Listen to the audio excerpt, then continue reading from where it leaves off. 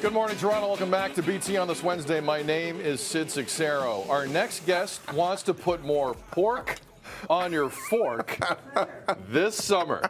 Chef D is joining us. We were, full disclosure, we're going to do this on the patio initially. It's a little hairy out there, so just to give the vibe and continue to keep the vibe that we're all being safe here, we moved it inside. But Chef D, wherever it is, outdoors, indoors, it doesn't matter. No, it doesn't. Pork on your fork. Exactly. Hey, thanks for having me. How you doing? I'm doing great.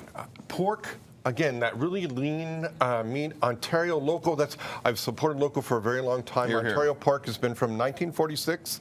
They have 997 farms that are involved in Ontario pork. So, again, eating local, eating great. And we're going to do two recipes that are kind of envelop the pork, right? So we have our Cuban sandwich right over here, which is a marinated pork butt. Again, a little bit more fat in it, a lot more flavor to it. So you're going to do a dry rub, which we have some paprika, we have some cumin, we have some jerk. Also, some Chinese 5-spice. And you can go all over the map. Or the Ontario Pork Board has just launched their new rub me tender.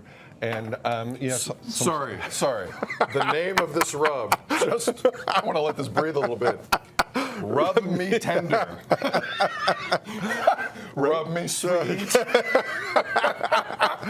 So it's before 8 o'clock. Let's watch. I know, right? And then we have some pork tenderloin. Now, again, pork tenderloin, pork loin, very, very lean cut of meat. So that's where you want to marinate and give it some more flavor and that. So we're going to go there in just a second. So I'm going to get you to do some work, Sid. Let's go. Okay, so you're going to take your pork tenderloin. You're going to place it in your bag here. Okay. I have some roasted garlic, and you're going to put the roasted garlic, red wine, and root beer in there. This is always, just Chef D, right? Just so you know, this is always a dangerous proposition. Okay. Getting me to do anything.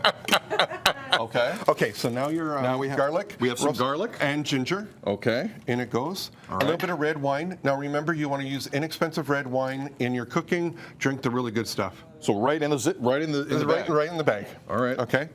And now your root beer. I feel like it's a mistake, but it's not, is it? No, it's not. All right, let's go. Let's now do the your root beer. Okay. And then you stick this in the fridge for between 4 to 6 hours. You don't want to go much more. You could even go like a half an hour. So it's not an overnight thing? No, it's not. Okay. Because what's going to happen is that the acid and that in the wine and the root beer is going to kind of break down the outside of the pork tenderloin. Okay. You want it to be nice and a nice bite to it. Okay. So now that's look what I did. Right there you go. So I'm making pork. So my marinade, my rub I'm going to do is some lime zest here. I have some smoked paprika. If you can't find smoked paprika, just use regular paprika. Okay. I see people so many times get like bent out of shape because they can't find the right ingredient. Recipes are like roadmaps. There's 5 different ways to get to the end result. Arugula, orange zest, and then I'm going to take juice of 3 oranges, 3 limes, and this is what this looks like with 8 cloves of garlic in. We're going to pour this onto our pork. Chef, as you're doing this, what's the most important thing people need to remember when cooking with pork? What's your biggest tip? Remember, when you're cooking the pork butt, you're going to go to 185. When you're cooking the pork tenderloin, you're going to go to 155 up to 160. You can have a little pink in your pork. It's a good thing, you know? It's going to keep it moist because you don't want it to dry out, right? And the great thing about both these recipes is that you can do these in the oven as well as the barbecue. So you could do this, grill it on the barbecue. You can put this in a Dutch oven, put it on your barbecue, or you can be in your oven like we have right here. And then, you know, we can make our Cuban sandwiches come off the grill here. You know, again, indoors, outdoors, especially now, you can do this either way, right? And that's right.